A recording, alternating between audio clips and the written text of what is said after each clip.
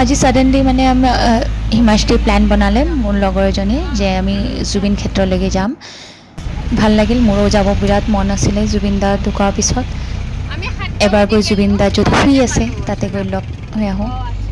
সিহঁতে ঘৰৰ পৰা গামোচা লৈ আহিছে। মই ভাবিছোঁ গামোচাটো চবেই দি আছে।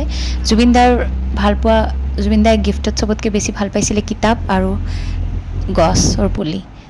মই নাহৰৰ পুলি লৈছোঁ, মই আৰু মায়ে কিনিছোঁ। জুবিন দাই যেনেকুৱা জেগা বিচাৰিছিলে, জংঘলৰ মাজত, গছ গছনিৰ মাজত, জুবিন দা ঠিক তেনেকুৱাই নিৰল শান্তিৰ ঠাই পাইছে। ইয়াত দাদাই একেবাৰে শান্তিমতে শুই আছে। আপোনালোকে দেখিব পাৰে কিমান ভিৰ মানুহৰ, ইমান মানুহ। আজি স্কুল বন্ধ আছিলে, ভাবিলোঁ যেতিয়া হিমাশ্ৰীয়ে মোৰ লগৰজনীয়ে তাই মোক যোৱাকালি বিয়াত আছিলোঁ তেতিয়া তাই ফোন কৰিছে যে যাবা নেকি।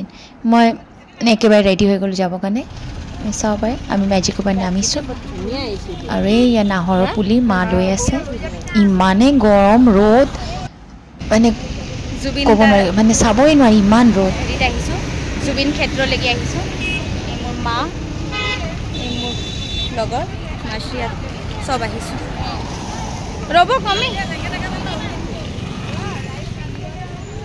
লাইন নহয়তো।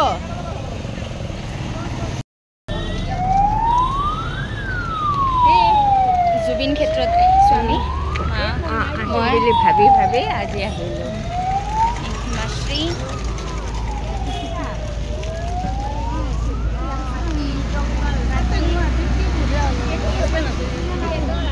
আমি আজাৰৰ পৰা গৈছোঁ। এই দেখিব পাৰে মানুহৰ ভিৰ। জুবিন দা জীয়াই থাকোঁতে চবকে ইনকাম দিছিলে, মানে চবৰে হেল্প কৰিছিলে। তেওঁ এতিয়া যোৱাৰ পিছতো চবৰে ইনকামৰ চ'ৰ্চ খুলি থৈ গৈছে। আমি চাকি লৈ আহিছোঁ ঘৰৰ পৰাই, ফুল লৈ লওঁ।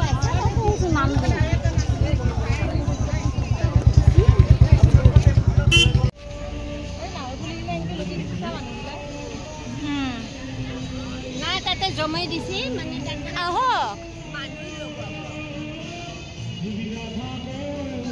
আমি যে ইয়াত আহিলোঁ মানে এনেকুৱা ফিলেই হোৱা নাই যে জুবিন দা নাই। জুবিন দা যেনেকৈ জীয়াই থাকোঁতে মানুহৰ ভিৰত আছিলে, মানুহৰ মাজত থাকি ভাল পাইছিলে, ইয়াতে আপুনি দেখিব পাৰে দুনীয়াৰ ৰাইজ জুবিন দাক অকলে কোনোৱে এৰা নাই। আমি চবেই ধূপ চাকি জ্বলাবলৈ আহিছোঁ। দেখিব পাৰে মানে ফিলেই হোৱা নাই যে জুবিন দা নাই।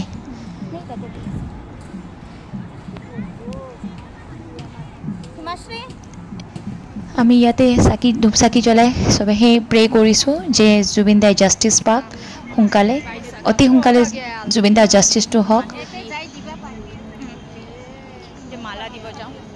এতিয়া আমি গৈ আছোঁ ইয়াত য'ত জুবিন দাক ৰাইজে যে গিফ্ট দিছে, জুবিন দা যোৱাৰ পিছত চবে জুবিন দাৰ ফেনবিলাকে যে জুবিন দাক গিফ্ট দিছে সেই ঠাইলৈকে।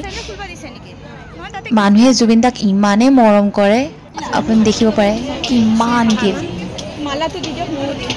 জুবিন দাৰ গামোচা, ফটো, মানে যোনেই যি বিচাৰি দেখিছে পুলিবিলাক, গছৰ পুলি জুবিন দাই যিহঁতে ভাল পাইছিলে সেইবিলাক দেখিছে, দেখা পাব।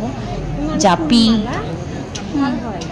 গীটাৰ, আৰু এইখন হয় য'ত জুবিন দাৰ হাতৰ ছাপ আৰু এইপিনি ভৰিৰ লাষ্ট টাইম জুবিন দাৰ সেই ভৰিৰ। আৰু এইটো যে ঠাই ইয়াত জুবিন দা শুই আছে।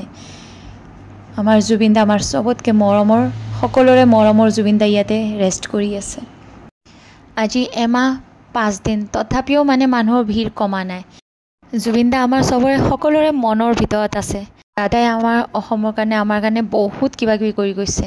এতিয়া আমি সোনকালে দাদাক ন্যায় দিব পাৰিলে ভাল লাগিব। ইয়াত নাম হৈ আছে, দিনে ৰাতি নাম চলি থাকে, আপুনি দেখিব পাৰে। কিমান বেয়া লাগিছে, মানে দুখ লাগে। কিন্তু আমি যে গ'লোঁ ইয়াত, কি ঠাই আছিলে, জুবিন দা যোৱাৰ পিছত মানে এই ঠাইটো একেবাৰে চেঞ্জ হৈছে। ইয়াতে কনষ্ট্ৰাকশ্যনৰ কাম চলি আছে। এই জুবিন দাৰ ভৰিখনৰ ছাপ আৰু হাতৰ, জুবিন দা কিমান মৰমীয়াল আছিলে। এই জুবিন ক্ষেত্ৰতো এনেকুৱা ঠাই হৈ গৈছে, মন্দিৰ বুলি কি ক'ব আৰু। মন্দিৰতো মানুহ ধৰ্মৰ হিচাপত যায়, হিন্দু মানুহ মন্দিৰত যায়, মুছলিমে মছজিদত যায়, কিন্তু এই জুবিন ক্ষেত্ৰত কোনো ধৰ্ম জাতি একোৱেই হেৰি নাই। যেনেকৈ দাদাই কৈছিলে মোৰ কোনো জাতি নাই, মোৰ কোনো ধৰ্ম নাই, মই মুক্ত। সেনেকুৱাই হৈছে। ইয়াতে মুছলমান মানুহো চাকি জ্বলাই আছে, ধূপ জ্বলাই আছে। জুবিন দা যে ভগৱান হয় সেইটো মানে ইয়াত যোনে আহে, যোনে আহিছে তেওঁহে গম পায় যে জুবিন দা সঁচাই ভগৱান।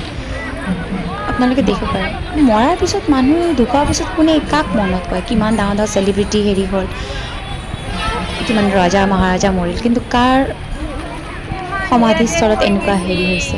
তো সেইকাৰণে গৰিমা বৈ বা যেনেকৈ কৈছে ইয়াক সমাধি শব্দটো ইউজ কৰিব মানা কৰিছে। ঠিক এইটো সমাধি কেনেকুৱা আপোনালোকে দেখিব পাৰে। ইয়াতে কোনো ধৰ্মৰ কোনো হেৰিৰ ভেদভাৱ নাই। আৰু তাৰপিছত আমি ইয়াৰ পৰাই হেৰি কৰি খিচাৰি খালোঁ।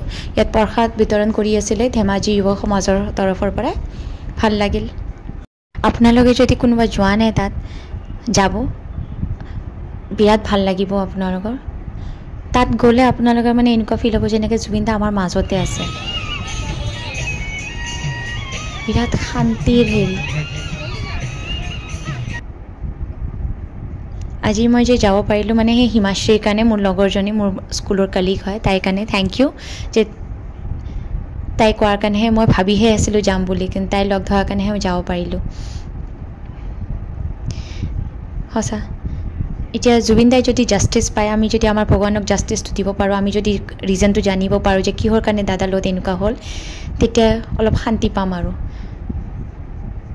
Justice for Zubeen Garg. আৰু এটা কথা ক'ব বিচাৰিছিলোঁ, এই জুবিন দাৰ ঠাইক জানো আমি একেবাৰে মন্দিৰৰ নিচিনা পবিত্ৰ কৰি থ'ব পাৰোঁ। ইয়াতে জানো কোনো এলকহল, ড্ৰাগছ এইবিলাক জানো একো নহয়। জুবিন দা যেনেকৈ আমি মন্দিৰত চাফ চিকুণ কৰি ৰাখোঁ, সেনেকৈ ইয়াকো আমি এটা পবিত্ৰ স্থল বনাই ৰাখিলে ভাল হ'ব। আমি চবেই জুবিন দাদাক বহুত মৰম কৰোঁ।